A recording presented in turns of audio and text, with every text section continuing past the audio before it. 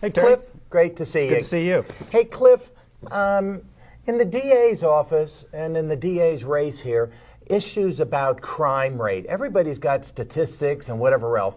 I mean, you're right in the center of this. What is the SAT about crime in Nevada County? You've been the DA for the last 12 years. What have you seen, and where are we going? We've definitely seen trends in crime rates, and they're actually decreasing or remaining flat on nonviolent crimes, property crimes, quality of life crimes.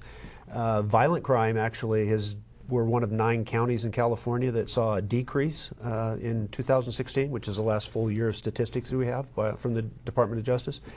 I think what you see, and Chief Gamelgard has talked about this also, is you have a crime, the newspaper reports it, you also have a victim that puts it on Facebook and sends it to all their friends who send it to their friends, and then suddenly a thing that used to be seen in one place, which is in the newspaper or on the radio, is seen 15 times, but it's the same event. So there's the perception of this increasing crime rate, but it really isn't.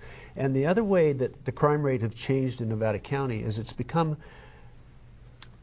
more visible, and I mean that by not necessarily a homeless, but people are out visibly committing crimes more, and they're the quality of life crimes. It's being under the influence in public, thefts from retail markets. That's a very visible type of crime. Being under the influence, you have some frequent flyers, but what we've done is recognize that change and accommodated it in the courts. After about 4 years ago, I started actually sitting in the mornings and doing the morning arraignments so I could see who those multiple offenders were, because they get arrested frequently. And when we started identifying them and see that it's really a small percentage of, or a small amount of people that commit a large amount of the crime, we started focusing on them. We started focusing on individuals that had multiple arrests. We worked with the law enforcement agencies to identify the people that were using the most of the resources in our town centers, in Truckee and Grass Valley and Nevada City. And by doing that, we saw the individuals were doing it, and then we do an analysis of what they call criminogenic needs. What's driving them to commit these crimes? Sometimes it's poverty, sometimes it's drug abuse, sometimes it's alcohol, sometimes it's mental illness, sometimes it's homelessness and just trying to survive.